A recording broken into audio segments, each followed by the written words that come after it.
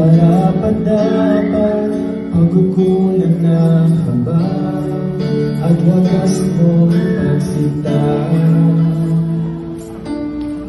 Habang walang kakayanan